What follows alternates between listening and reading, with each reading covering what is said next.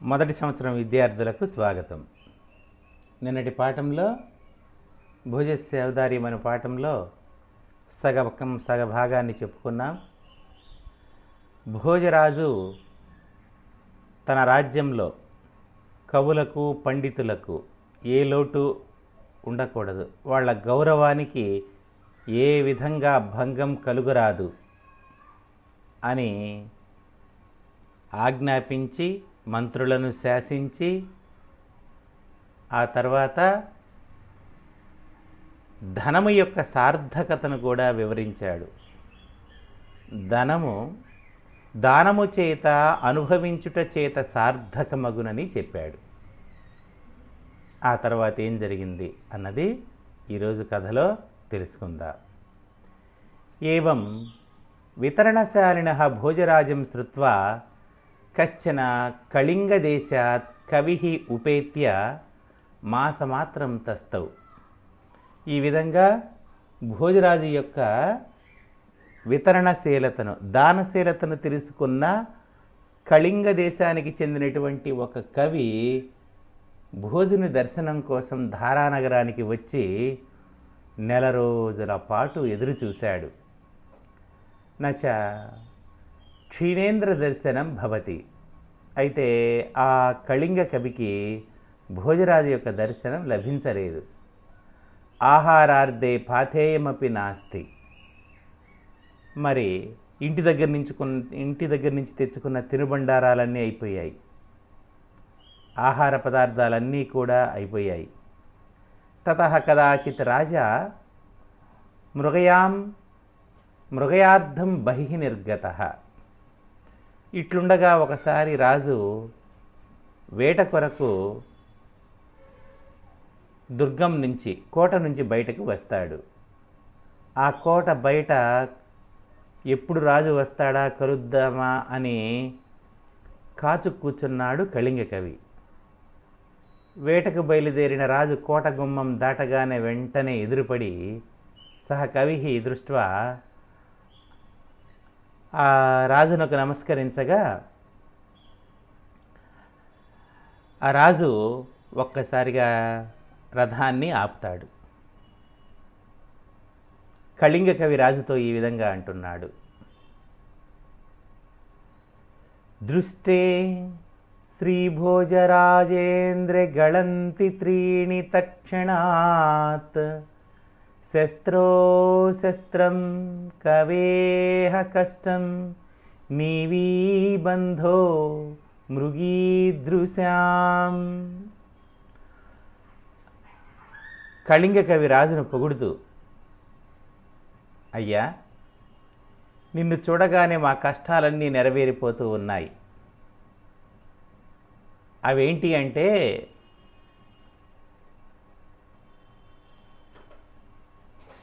శత్రువు చేతిలో నిన్ను చూడగానే ఆయుధం చేజారిపోతుంది.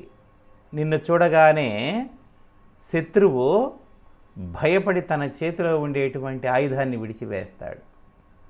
శత్రోహ శస్త్రం, శత్రువు యొక్క శస్త్రము ఆయుధము జారిపోతూ ఉంది.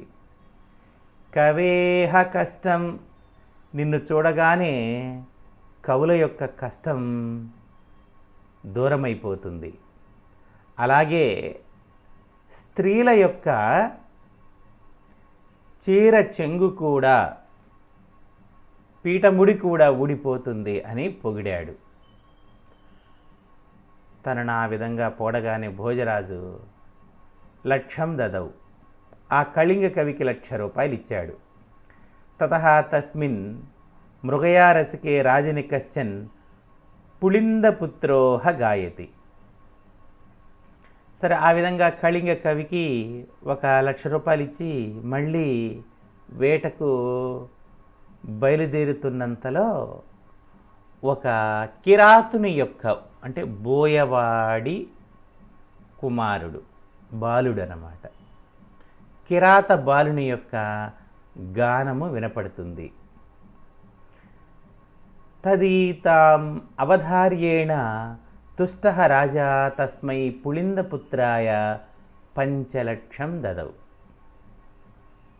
ఆ గానమునకు పరవశుడైన భోజరాజు ఆ బాలుణ్ణి పిలిపించి 5,00,000 రూపాయలు ఇచ్చాడు. అంతకుముందే కళింగ కవి తనను పొగడగానే 1,00,000 ఇచ్చాడు. వెంటనే ఆ బాలుని గానం విని ఆ బాలుని పిలిపించుకొని ఆ కిరాత బాలునికి 5,00,000 ఇచ్చాడు. తదా కవి తద్దానం అత్యున్నతం కిరాతపోతం చ దృష్ట్వా. కళింగ కవి అని అనుకున్నాడు, ఓయమ్మ, నేను రాజును పొగిడితే 1,00,000 ఇచ్చాడు, ఆ పసివాడు కిరాత బాలుడు, కోయ బాలుడు ఓ పాట పాడగానే 5,00,000 ఇచ్చాడే, ఇది చాలా ఎక్కువ. కొంత అసూయపడ్డాడు.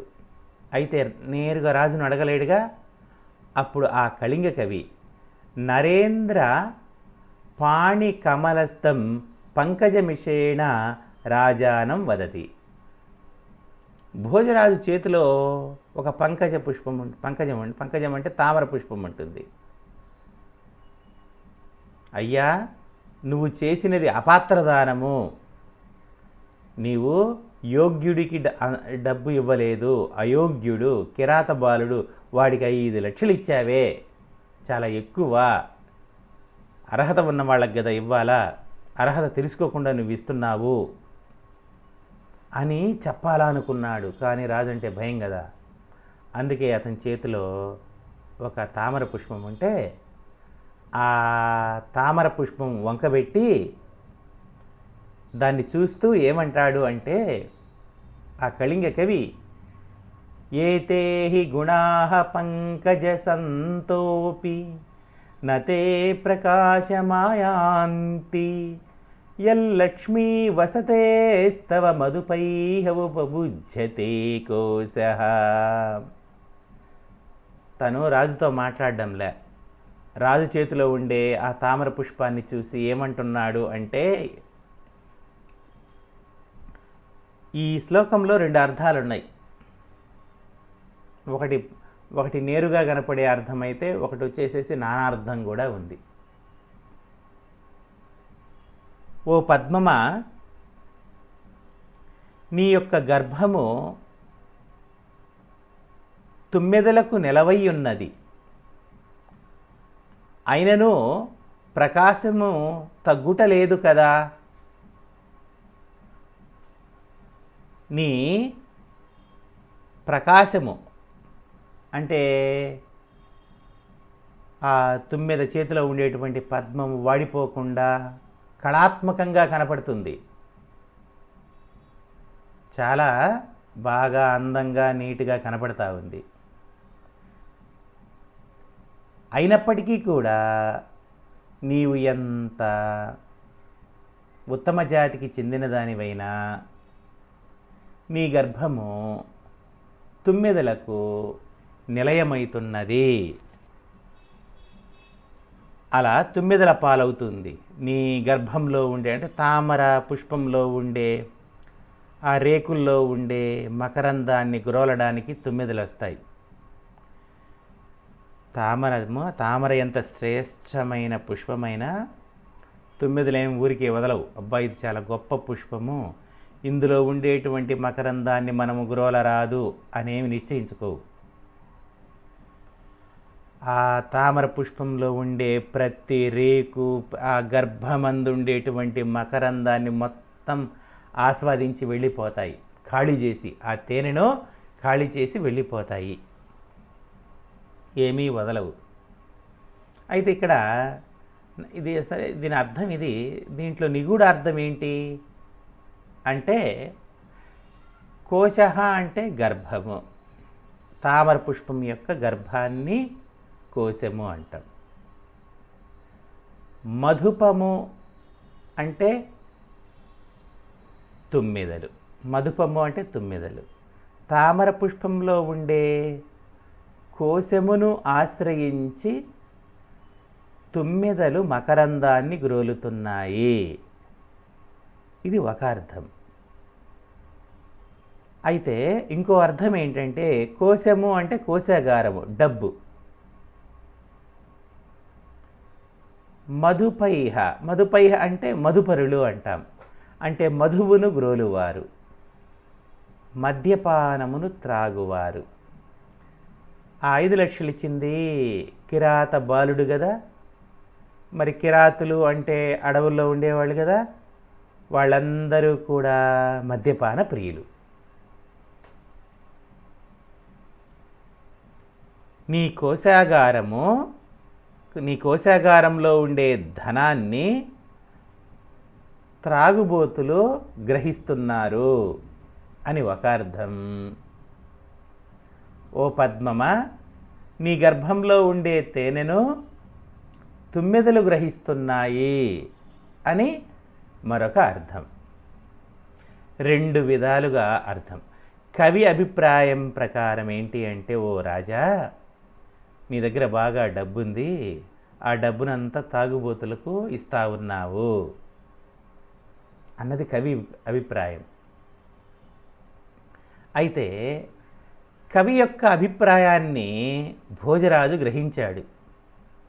ఎందుకంటే ఆయనకిచ్చింది 1,00,000, ఈ బాలుడికి ఇచ్చింది 5 లక్షలు కదా. అసూయపడ్డాడు. అందుకే ఇండైరెక్ట్గా నన్ను అనలేక నా చేతిలో ఉండేటువంటి పద్మం వంక పెట్టి ఈ విధంగా మాట్లాడుతున్నాడని గ్రహించేసి భోజస్య అభిప్రాయం జ్ఞాత్వా పునః లక్ష్యమేకం దదౌ. ఇక భోజుడు ఏం చేస్తాడు అంటే, ఈ కవి బాధపడ్డాడు అని మరలా ఆ కళింగ కవికి మరొక 1,00,000 ఇచ్చాడు. ముందు 1,00,000 ఇచ్చాడు, తర్వాత మరొక 1,00,000 ఇచ్చాడు. తతః రాజా బ్రాహ్మణం ఆహ. అప్పుడు ఆ 1,00,000 ఇచ్చిన తర్వాత భోజుడు ఆ బ్రాహ్మణుడితో ఏమంటాడు, ఈ శ్లోకాన్ని చూడండి. ప్రభువు హి పూజ్యతే విప్రకళైవన కులీనత, కళావాన్ మాన్యతే మూర్ధ్ని సత్సు దేవేషు శంభునా. ప్రభువులు కళాకారులను గుర్తిస్తారు, అంతే తప్ప ఆ కళాకారుల యొక్క కులాన్ని పుట్టుకను పట్టించుకోరు.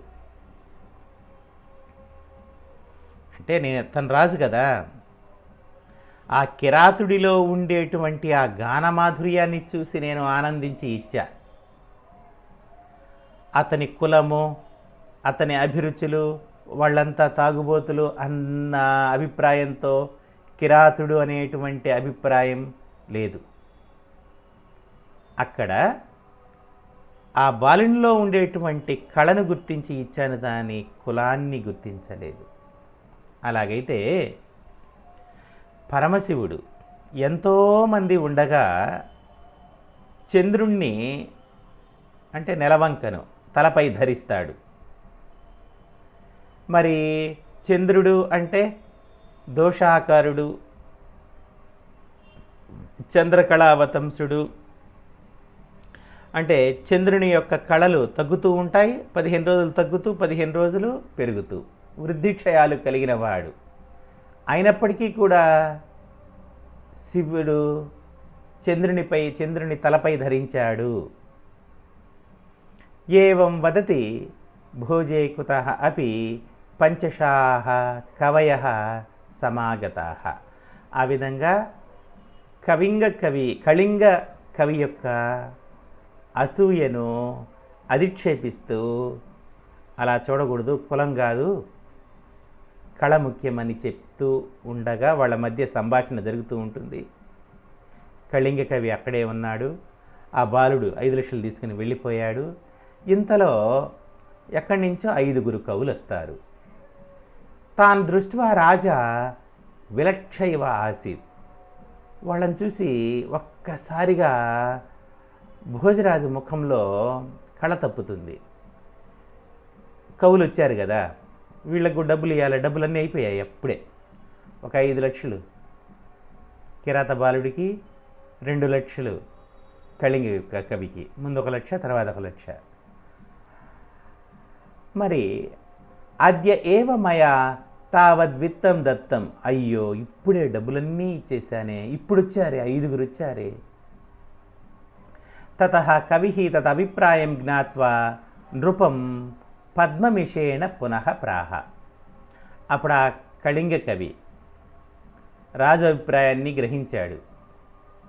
ఆ 5 వచ్చేసరికి ఓయమ్మా ఇప్పుడు డబ్బులు ఎలా అనే ఆలోచనతో రాజు ముఖం వెలవెలబోయిందే అని అనుకొని వెంటనే ఆ రాజు చేతిలో పద్మం ఉంది కదా, మళ్ళా దాని వంకబెట్టి ఇలా అంటాడు, కిం కిప్యుసి కస్మై చన సౌరభసారాయ కుప్య నిజమధునే యస్య కృతే శతపత్ర ప్రతిపత్రం తే అద్య మృగ్యతే భ్రమరైః.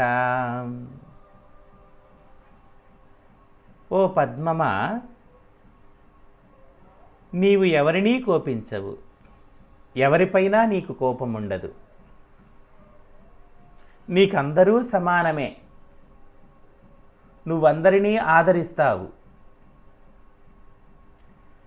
నీ పద్మమందలి ప్రతి పత్రమందు మధువు ఉంటుంది. తామర పుష్పంలో 100 రేకులు ఉంటాయి అన్నారు. అందుకే శతపత్రం అంటారు. 100 రేకులు కలిగినది తామర పుష్పం అంటాం. ఓ పద్మమా, నీవు కోపించవలసిన పని లేదు, ఎవరిపై కోప్పడాల్సిన అవసరం లేదు. నీలోని ప్రతి పత్రము వెతికితే 9లకు మధువు దొరుకుతుంది అని అంటాడు. అంటే అర్థం ఏంటి? ఓ రాజా, నీ దగ్గర డబ్బు లేకుండా ఎందుకు ఉంటుంది అని, వెతికితే ఉంటుంది అని చెప్పటం. వాళ్ళకు కూడా ఇవ్వు. కళింగ కవి అభిప్రాయాన్ని గ్రహించాడు. తతః తుష్టః రాజా పునరపి కళింగదేశవాస కవియో 1,00,000 దదౌ. మరలా ఇంకొక 1,00,000 కవికి ఇచ్చాడు, కళింగ కవికి. అంటే మొత్తం కళింగ కవికి 3,00,000. తతః పూర్వకవి పూర్వస్థితాన్ షట్ కవీంద్రాన్ దృష్ట్వా ఆహ. మరి అక్కడికి ఒక 5-6 కవులు వచ్చారు కదా, వాళ్ళందరూ రాజు దగ్గరికి వచ్చి నమస్కరించి నిలబడ్డారు కదా. మరి వాళ్లను చూసి కళింగ కవి ఈ విధంగా అంటారు. అంటే తనకు 3,00,000 ఇచ్చాడు. మొదట 1,00,000, కిరాత బాలుని వంకతో మరొక 1,00,000, ఇప్పుడు 1,00,000. హే కవయః, అత్ర మహాసరః సేతుభూమౌ వాసి రాజా యదా భవనం గమిష్యతి తదా కిమపి బ్రూత. మరి ఇప్పుడు ఒక 5-6 బ్రాహ్మణులు వచ్చారు, కవులు వచ్చారు, వాళ్ళకు కూడా ఇవ్వాలి కదా. రాజును కాపాడదామనుకున్నాడో, ఆ కవులలో పాండిత్యం ఉండదనుకున్నాడో ఏమో. ఏమంటాడంటే, ఇప్పుడు మనం అందరం ఈ చెరువు గట్టు మీద ఉన్నాం, ఈ సరోవరం పక్కన నిలబడి ఉన్నాం కదా. ఓ కవులారా, ఆ 6 చూసి రాజు తన రాజభవనానికి, సభాభవనానికి పోయే లోపల ఏదో ఒకటి చెప్పండి మీరు రాజు గురించి కానీ ఏదైనా కానీ. తే చ సర్వే మహాకవయః అపి సర్వః రాజ్ఞః ప్రథమచేష్టితం జ్ఞాత్వా అవర్తంత. ఆ వచ్చిన వాళ్ళేం సామాన్యులు కాదు, పొగిడితే రాజు డబ్బులు ఇస్తాడని తెలుసు. ఆ విషయాన్ని ముందుగానే గ్రహించి ఉన్నారు వాళ్ళు. దానికి సిద్ధపడి కూడా ఏదో ఒక రకంగా రాజును ప్రసన్నం చేసుకోవడానికి, అతన్ని కీర్తించాలని సిద్ధపడే వచ్చారు. అందువల్ల వారిలో ఒకడు తేష్వేషు సరోమిషేణ నృపం ప్రాహ. వారిలో ఒకడు సరస్సు వంకబెట్టి ఈ విధంగా రాజుతో అంటారు. కళింగ కవి రాజు చేతిలో ఉన్న పుష్పాన్ని వంకబెట్టి చెప్తే ఈ కళింగ కవులు మాత్రం ఈ వచ్చినటువంటి ఈ కవులలో ఒకడు సరోవరము వంకబెట్టి ఈ విధంగా అంటాడు. అంటే ఇవన్నీ కూడా ఈ శ్లోకాలన్నీ కూడా పొగడ్తలు. ఆగతానాం పూర్ణానాం పూర్ణానామపి గచ్చతాం యదధ్వనిన సంఘట్టే ఘటానాం తత్సరోవరం.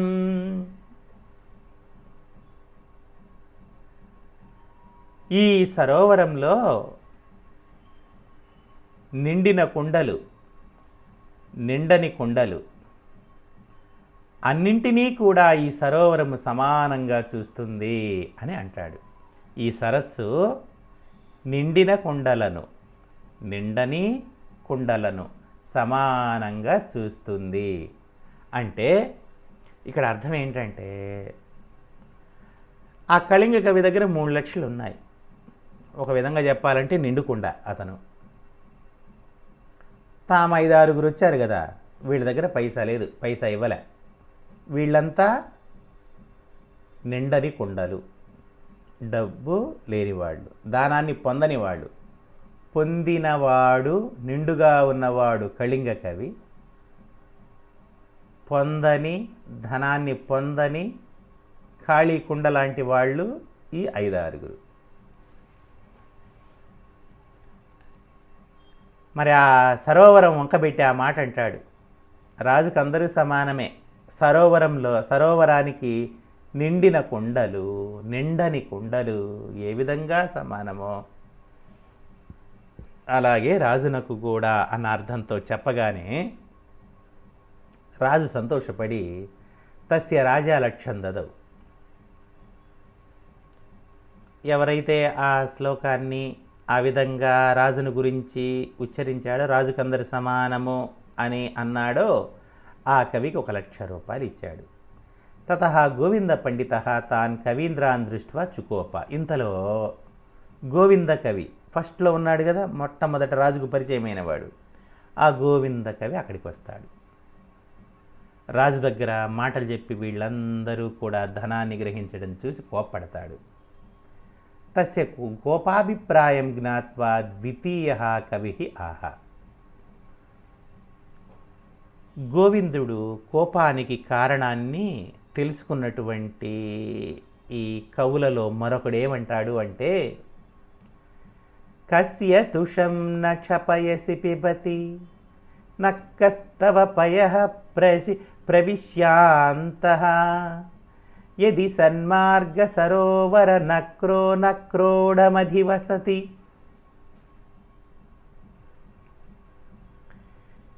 ఈ సరోవరంలో మొసలి ఉన్నప్పటికీ ఆ సరోవరము తనను సమీపించిన ప్రతి ఒక్కరి దాహాన్ని తీరుస్తుంది అని అంటాడు. ఈ సరోవరంలో మొసలి ఉన్నప్పటికీ, అంటే మొసలి ఉన్న సరోవరంలోనికి ఎవ్వరూ రారు కదా, భయపడతారు. అయితే వచ్చిన వాళ్ళను సరోవరం కాదందుగా తన నీటిని ఇస్తుంది కదా. అంటే ఇక్కడ రాజు యొక్క అభిప్రాయము, రాజు యొక్క ఆలోచన విధానము సరోవరం అయితే, ఆ సరోవరంలో ఉండే మొసలి లాంటి వాడు గోవిందుడు అని. నువ్వు మొసలి లాంటి వాడవు, ప్రమాదకారివి, అయినా సరోవరము లాంటి రాజు తనను కలిసిన వాళ్లకు సహాయం చేస్తాడు. సరోవరం ఏ విధంగా అయితే తనకు సమీపించిన వాటికి అమృత జలాలను ఇచ్చునో, అలాగే రాజు కూడా తనను శరణు వేరిన వారికి ధనాన్ని ఇస్తాడు అన్న అర్థంతో చెప్తాడు. రాజా తస్మై లక్షద్వయం దదౌ. అప్పుడు రాజు ఆ 5-6 మరొక కవి చెప్పిన ఆ విధానానికి సంతృప్తిపడి 2 లక్షలు ఇచ్చాడు. తం చ గోవింద పండితం వ్యాపారాత్ పదాత్ దూరీకృత్య. మరి గోవింద పండితుడు అలా మాట్లాడకూడదు. రాజు డబ్బులు ఇస్తూ ఉంటే కోపడ్డాడు కవుల పైన. రాజునకు కోపం వచ్చింది. నేను డబ్బు ఇస్తూ ఉంటే ఇతనికేం బాధ అన్నట్లు. ఒకప్పుడు గోవింద పండితుణ్ణి ఎంతో గౌరవించిన రాజు ఇప్పుడు ఆయన పదవి నుంచి తీసివేశాడు. రాజమందిరానికి దూరంగా పెట్టి త్వయాపి సభాయాం ఆగంతవ్యతం. త్వయా అపి, అయ్యా నీవు కూడా, సభాయం ఆగంతవ్యం, మీరు కూడా సభకు రండి ఇక నుంచి. ఒకప్పుడు గోవిందుడితో ఏమన్నాడు, నువ్వు ప్రతిరోజు రా, నిన్ను అడ్డుకునే వాళ్ళు ఎవరూ లేరు, నువ్వు వచ్చేటప్పుడు కవులను పండితులను తీసుకుని రా అన్నాడు. మరి అప్పటి నుంచి గోవిందుడు సభకు పండితులను తీసుకొని వస్తూ ఉండేవాడు. ఇప్పుడు ఆ గోవిందుడే ఈ కవులను గురించి ఇలా మాట్లాడేసరికి రాజు కోపం వచ్చి నువ్వు సభకు వద్దు, నువ్వు రావద్దు అని అతని ఉద్యోగంలో నుంచి తీసేసి ఆ 5-6 కవులతో ఏమంటాడు, ఇక నుంచి మీరు రాండి సభకి, మీరు రావచ్చు. పరంతు కేనాపి దౌష్ట్యం నా కర్తవ్యం. అయితే మీరు ఇకపై ఎవరిపై కూడా దౌర్జన్యం చేయరాదు, అంటే ఇతరుల పట్ల అసూయను కోపాన్ని ప్రదర్శించరాదు, ఇప్పుడు గోవిందుడులా బిహేవ్ చేయొద్దు అని. తతః తేభ్యః ప్రత్యేకం లక్ష్యం దత్వా స్వనగరమాగతః. ఆ తర్వాత మిగతా వాళ్ళందరికీ కూడా తలా 1,00,000 రూపాయలు ఇచ్చి తన నగరానికి వెళ్ళిపోతాడు. తేచ యథాయథం గతాః, వెళ్ళిపోయాడు. తతః కదాచిత్ రాజా ముఖ్యామాత్యం ప్రాహ. అప్పుడు రాజు తన మంత్రులందరితో ఈ విధంగా అంటాడు, విప్రః అపి యః భవేన్మూర్ఖస్య పురద్వార బహిఃస్తు మే కుంభాకారోపి యో విద్వాంస తిష్టసు పురే మమ ఇతే. ఓ ముఖ్యామాత్యులారా, ఓ మంత్రులారా, బ్రాహ్మణుడైనను అతడు మూర్ఖుడైతే నా నగరం నుంచి వెలివేస్తాను. కవులు బ్రాహ్మణులు వాళ్ళు వినయ విధేయతతో ఉండాలి, మూర్ఖంగా ప్రవర్తించరాదు. అలా ప్రవర్తిస్తే వాళ్ళు బ్రాహ్మణులైన పండితులైన రాజ్య బహిష్కారాన్ని గావిస్తాను. పండితుడైన వాడు కుమ్మరివాడైన నా రాజ్యంలోనికి ఆహ్వానిస్తాను. నాకు కులంతో పట్టింపు లేదు, పాండిత్యంతో మాత్రమే పట్టింపు. పండితుడిని ఆదరిస్తాను, అతడు ఏ కులమైనా. మూర్ఖుడిని బహిష్కరిస్తాడు, అతడు ఏ కులమైనా అని హెచ్చరిస్తాడు. అతః కః అపి న మూర్ఖః అభూత్ ధారణ నగరే.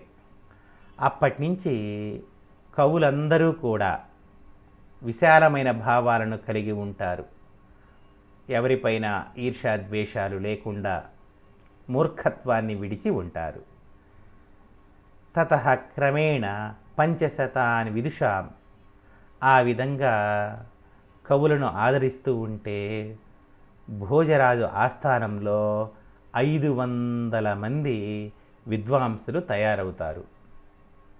వారిలో వరరుచి, బాణుడు, మయూరుడు, రేఫనుడు, హరిశంకరుడు, కళింగుడు, కర్పూరుడు, వినాయకుడు, మదనుడు, విద్యాధుకుడు, వినోదికుడు, కోకిలుడు, తారేంద్రుడు, ఇలా వీళ్ళంతా కొంతమంది, ఇలా 500 మంది విద్వాంసులతో భోజరాజు యొక్క ఆస్థానము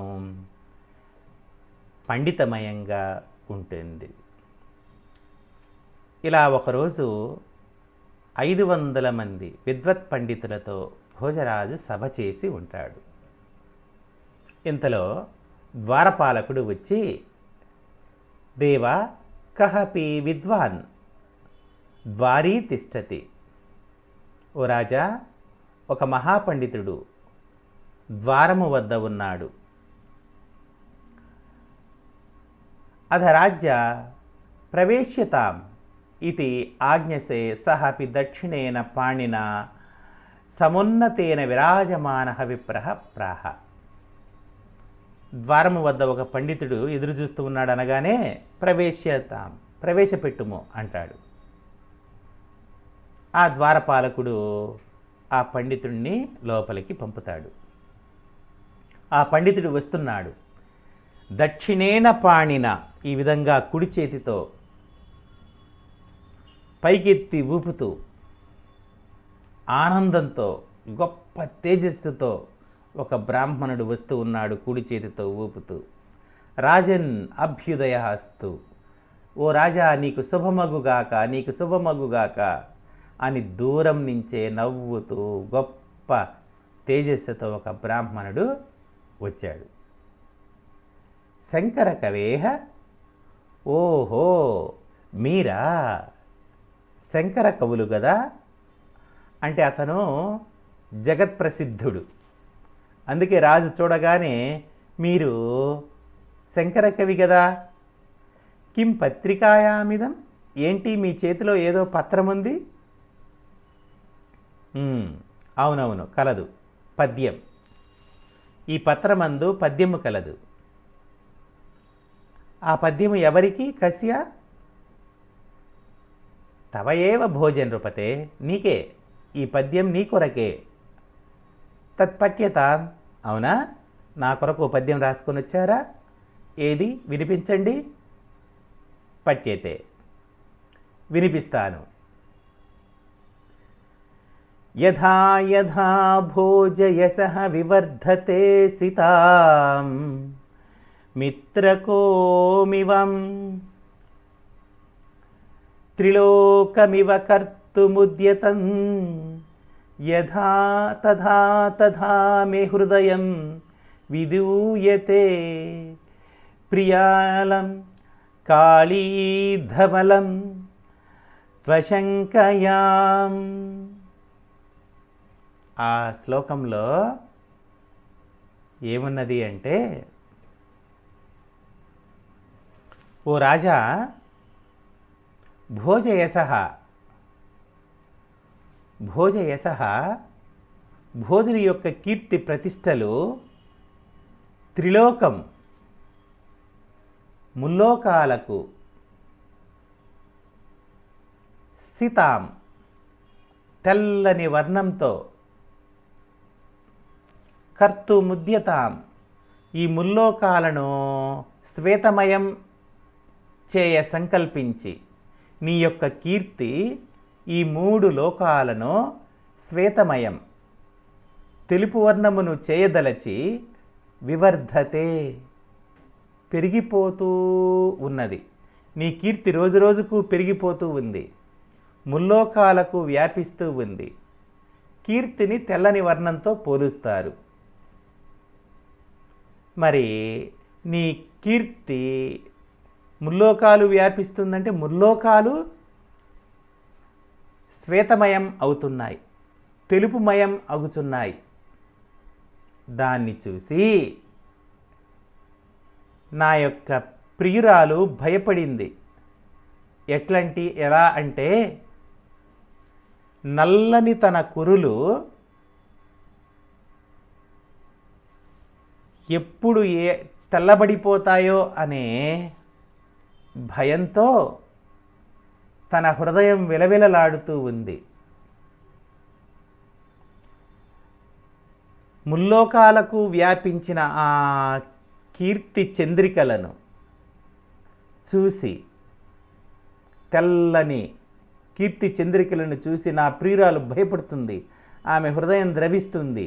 ఏంటంటే, తన నల్లని జుట్టు తెల్లగా మారిపోతుందేమో అని. అంటే అర్థం ఏంటంటే, ఓ రాజా, నీ కీర్తి ముల్లోకాలు వ్యాపిస్తుంది, అంతా తెలుపుమయం చేస్తూ ఉంది అని చెప్పడం.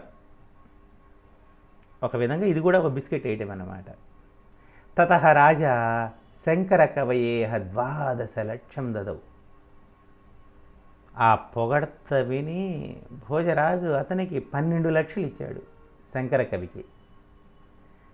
సర్వే విద్వాంసః విచ్ఛాయావదనా బభూవుః. వీళ్ళ ముఖంలో నెత్తురు చుక్కలేదు.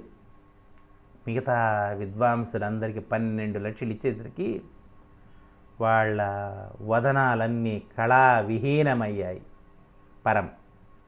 అయితే కహపి రాజభయాత్ అవదత్. ఎవ్వరు కూడా రాజు ఏమంటాడో అనే భయంతో నోరు తెరవరు, మౌనంగా ఉంటారు. రాజాచ కార్యవశాత్ గృహం గతః. రాజు కూడా కార్యాలోచనుడై పని మీద సభాభవనాన్ని విడిచిపెట్టి అంతఃపురంలోనికి వెళతాడు. ఇది కథ. ఈ కథలో కొన్ని శ్లోకాలు ఉన్నాయి. అన్నీ ఏంటంటే పొగడ్తలకు సంబంధించినవి. అందువల్ల నేనేంటంటేను చిట్ట చివరిలో చెప్పినటువంటి శ్లోకాలకు భావాలు మాత్రమే చెప్పా, చాలు అంతవరకు. ఇదంతా మనం వ్యాసంలో రాసేది ఉండదు. అయితే భావం తెలుసుకోవాలి కదా, ఇది టెక్స్ట్ బుక్, మొత్తం చెప్పాలి కదా. అది ఇది భోజస్య ఔదార్యం అనే పాఠం. గద్య భాగంలో చాలా ముఖ్యమైనటువంటి పాఠం. చూడండి, ఎస్ఏ క్వశ్చన్స్ ఉన్నాయి, 2 మార్క్స్ క్వశ్చన్స్ ఒక 4 ఉన్నాయి, 1 మార్క్ క్వశ్చన్స్ ఒక 4 ఉన్నాయి, సందర్భాలు వచ్చేసి ఒక 4 ఉన్నాయి. ఇవన్నీ కూడా మెటీరియల్లో ఉన్నాయి. ఆ మెటీరియల్ని ఒకసారి చదవండి. ఈ లెసన్ ఈరోజు విన్నారు కదా, విన్న తర్వాత ఒకసారి ఆ లెసన్ను కూడా చదవండి. అయితే మర్చిపోతారు మీరు. మర్చిపోకుండా ఉండాలి అంటే ఇదిగో ఈ ఎస్సే రాయాలి, 2 మార్క్స్ క్వశ్చన్స్ రాయాలి, 1 మార్క్ క్వశ్చన్స్ రాయాలి, సందర్భాలన్నీ రాయాలి. తెలుగులో రాయకూడదు. ఎస్సే మాత్రమే తెలుగులో రాయాలి, మిగతా అంతా కూడా సాంస్క్రిట్లోనే రాయాలి. ఏవి 2 మార్క్స్ అయినా 1 మార్క్ అయినా సందర్భాలైనా మెటీరియల్ చూసి సాంస్క్రిట్లో రాయండి. అయితే ఆ మెటీరియల్లో పక్కనే తెలుగు వెర్షన్ కూడా ఉంటుంది. తెలుగు వెర్షన్ ఏంటంటే మీకు అర్థమయ్యే దానికోసం. రాసేదేమో సాంస్క్రిట్లో, చదివేది సాంస్క్రిట్లోనే, అర్థం చేసుకునేది మాత్రం తెలుగులో. సాంస్క్రిట్లో రాస్తారు, పక్కనే తెలుగు వెర్షన్ ఉంటుంది, దాంట్లో చదివి అర్థం చేసుకుంటారు, సమాధానాన్ని కూడా సాంస్క్రిట్లోనే రాస్తారు. మీరు ఒకసారి గమనించండి. మళ్ళీ మీరు ఏంటంటేను కాలేజీకి వచ్చిన తర్వాత మళ్ళీ వీటిని ఒకసారి ఎలా రాయాలి ఏంటి అన్నది రాసేటప్పుడు చూడాలి. చెప్పాల్సిన మెళకువలన్నీ ఉన్నాయి. చాలా ఈజీగా రాయొచ్చు. Mathematics type. సాంస్క్రిట్ అంటే అందరు ఎందుకు తీసుకుంటారంటే మ్యాథ్స్ లాగా 99 మార్కులు వస్తాయి అవకాశం ఉంది. చాలా సులభంగా బిట్ టైప్లో రాయొచ్చు. 1-2 ఎస్సేలు తప్ప అంతా బిట్ టైపే. అయితే కంటెంట్ తెలియాలి, మనకు కథ తెలియాలి, విధానం తెలియాలి, చదవడం తెలియాలి. ఆ చదవడం ప్రాక్టీస్ చేయాలి.